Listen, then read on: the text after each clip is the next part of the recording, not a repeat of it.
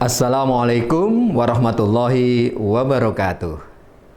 Selamat datang di video pembelajaran fisika kita hari ini.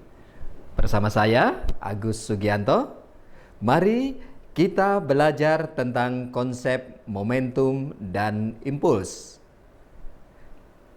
Bagaimana momentum dan impuls ini berhubungan dan mengapa konsep ini penting dalam kehidupan kita? Mari kita bahas bersama. Momentum adalah besaran yang menunjukkan seberapa sulit menghentikan suatu benda yang bergerak.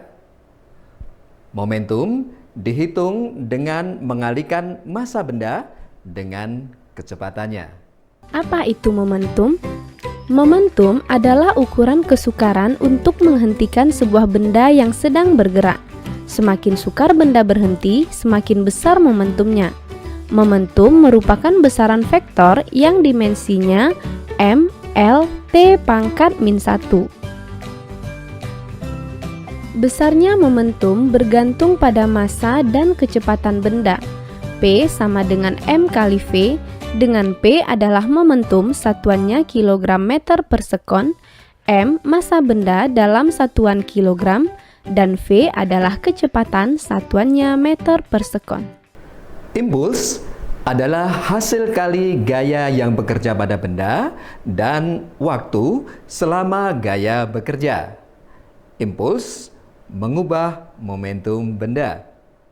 Salah satu besaran fisika yang erat hubungannya dengan momentum adalah impuls. Impuls dapat diartikan sebagai ukuran seberapa besar gaya luar mengubah momentum suatu benda. Gaya tersebut bekerja dalam selang waktu tertentu. Impuls juga merupakan besaran vektor yang dimensinya m, l, t pangkat min 1. Secara matematis, impuls dirumuskan dalam persamaan I sama dengan F kali delta T, dengan I adalah impuls satuannya Newton sekon, F gaya dalam satuan Newton, dan delta T merupakan selang waktu dalam sekon.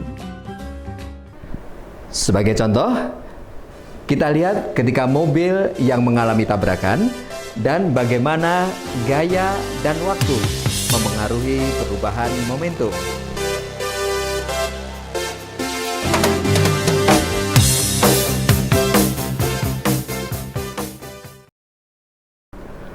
Momentum dan impuls saling berhubungan erat. Ketika suatu gaya bekerja pada benda dalam waktu tertentu, impuls yang dihasilkan mengubah momentum benda tersebut.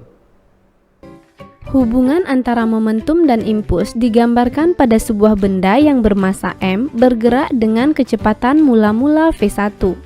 Kemudian diberi gaya tetap sebesar f dalam selang waktu delta t, sehingga kecepatannya berubah menjadi V2. Pada peristiwa ini, hubungan momentum dan impuls dituliskan dalam persamaan F kali delta T sama dengan M kali V2 kurang V1. F kali delta T sama dengan P2 kurang P1. F kali delta T adalah I dan P2 kurang P1 sama dengan delta P. Jadi, I sama dengan delta P. P1 sama dengan MV1 adalah momentum awal, P2 sama dengan MV2 momentum akhir, delta P sama dengan P2 dikurang P1 merupakan perubahan momentum ketiganya dalam satuan kilogram meter per sekon. I sama dengan F kali delta T adalah impuls satuan Newton sekon. Jadi, impuls merupakan perubahan momentum suatu benda. Sebagai contoh, kita saksikan tayangan berikut ini. Jika dua benda saling bergerak atau salah satu diam dan pada suatu saat saling bersinggungan, kedua benda dikatakan bertumbukan. Pada peristiwa tumbukan selalu berlaku hukum kekekalan momentum. M1V1 tambah M2V2 sama dengan M1V1 aksen tambah M2V2 aksen. Dengan M1V1 tambah M2V2, jumlah momentum sebelum tumbukan. M1V1 aksen tambah M2V2 aksen adalah jumlah momentum sesudah tumbukan. Saat dua benda saling bertumbukan, maka nilai kecepatan sebelum dan sesudah tumbukan akan berbeda. Perbandingan antara nilai selisih kecepatan kedua benda sebelum dan sesudah tumbukan disebut koefisien restitusi. Besarnya nilai koefisien restitusi dapat dihitung dengan persamaan E sama dengan min V1 aksen kurang V2 aksen per V1 kurang V2 sama dengan V2 aksen kurang V1 aksen per V1 kurang V2. Nilai koefisien restitusi ini menunjukkan kelentingan benda pada peristiwa tumbukan. Nah, teman-teman, tumbukan terbagi menjadi 3 jenis: tumbukan lenting sempurna, tumbukan lenting sebagian, dan tumbukan tidak lenting sama sekali. Mari kita bahas satu persatu. Pertama, tumbukan lenting sempurna. Misalnya, dua benda bermassa M1 dan M2 dengan kecepatan masing-masing V1 dan V2 saling bertumbukan. Dan setelah terjadi tumbukan, keduanya saling berlawanan arah. Nah, dua benda dikatakan mengalami tumbukan lenting sempurna jika selama tumbukan tidak ada energi yang hilang, sehingga pada peristiwa ini berlaku hukum kekekalan momentum, hukum kekekalan energi kinetik, dan besar nilai koefisien restitusinya sama dengan 1. Biasanya tumbukan lenting sempurna hanya terjadi pada partikel-partikel berskala atomik atau lebih kecil lagi. Berikutnya, tumbukan lenting sebagian.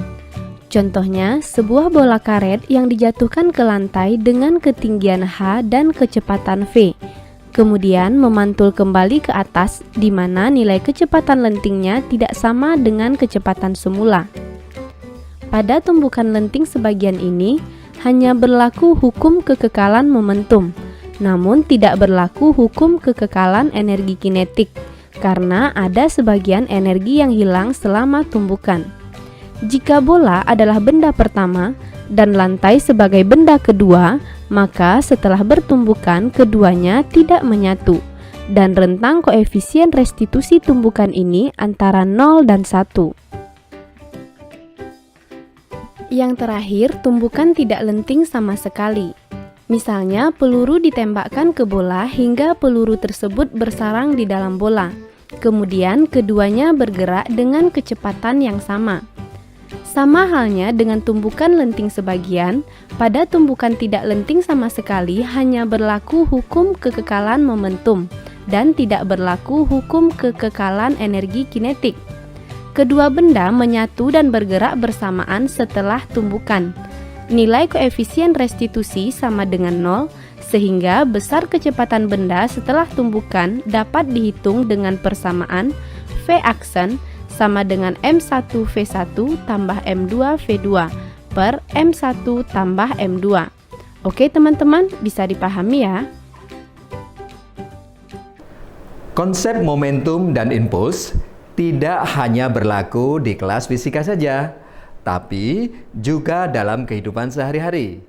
Mari kita lihat beberapa contoh bagaimana konsep ini diterapkan dalam aktivitas sehari-hari. Selanjutnya, kita akan membahas aplikasi tumbukan dan hukum kekekalan momentum. Yang pertama, ayunan balistik. Ayunan balistik merupakan sebuah alat yang sering digunakan untuk mengukur laju proyektil peluru. Ayunan balistik adalah salah satu contoh tumbukan tidak lenting sama sekali. Persamaan yang terkait dengan ayunan balistik adalah Vp sama dengan MP tambah MB per MP akar 2GH. V aksen sama dengan MP per MP tambah MB kali Vp. V aksen sama dengan akar 2GH. Dengan Vp adalah kecepatan peluru, V aksen kecepatan balok dan peluru setelah tumbukan, keduanya dalam satuan meter per sekon. MP massa peluru, MB massa balok satuannya kilogram, G adalah percepatan gravitasi dalam meter per sekon kuadrat, dan H ketinggian balok dalam meter. Aplikasi kedua pada tumbukan bola dengan lantai. Salah satu contoh tumbukan lenting sebagian adalah tumbukan antara bola dengan lantai. Pada gambar terlihat bola jatuh bebas dari ketinggian H0 dari lantai dan menumbuk lantai sehingga bola memantul. Pada peristiwa ini berlaku persamaan V1 sama dengan min akar 2GH0, V1 aksen sama dengan akar 2GH1, V2 sama dengan V2 aksen sama dengan 0.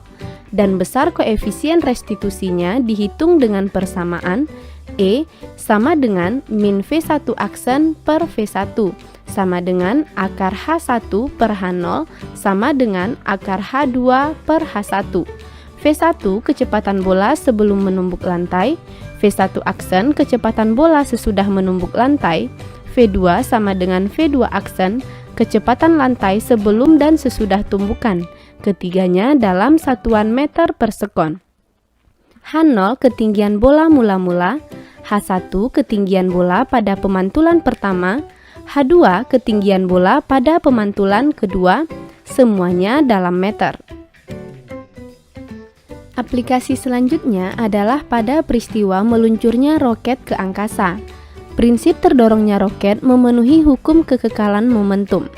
Ketika roket diam, momentumnya sama dengan 0.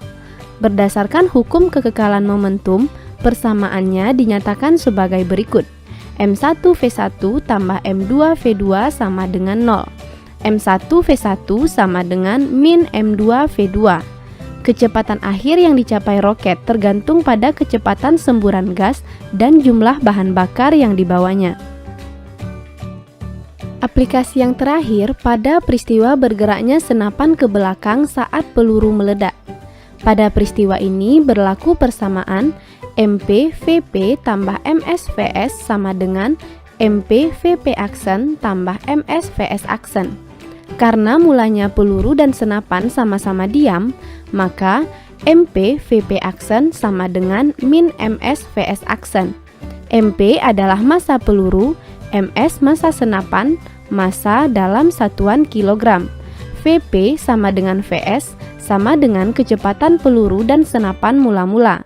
VP aksen kecepatan peluru saat meledak dan VS aksen kecepatan senapan saat peluru meledak. Kecepatan satuannya meter per sekon. Gimana teman-teman? Bisa dimengerti ya?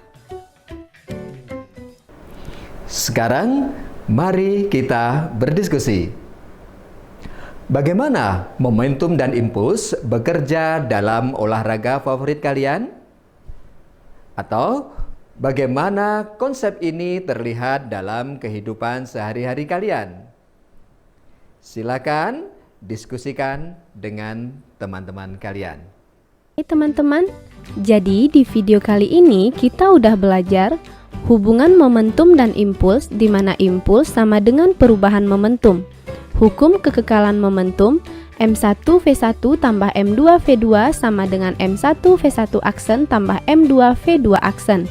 Jumlah momentum sebelum tumbukan sama dengan sesudah tumbukan. Dan jenis-jenis tumbukan, ada tumbukan lenting sempurna, koefisien restitusinya sama dengan 1, tumbukan lenting sebagian, koefisien restitusinya antara 0 dan 1, dan tumbukan tidak lenting sama sekali, koefisien restitusinya 0. Sekarang teman-teman bisa lebih paham ya. Kita telah belajar tentang konsep momentum dan impuls. Bagaimana momentum dan impuls ini berhubungan, dan bagaimana konsep ini diterapkan dalam kehidupan sehari-hari. Teruslah eksplorasi dan terapkan konsep-konsep ini dalam kegiatan kalian. Sampai jumpa di video pembelajaran berikutnya. Terima kasih. Wassalamualaikum warahmatullahi wabarakatuh.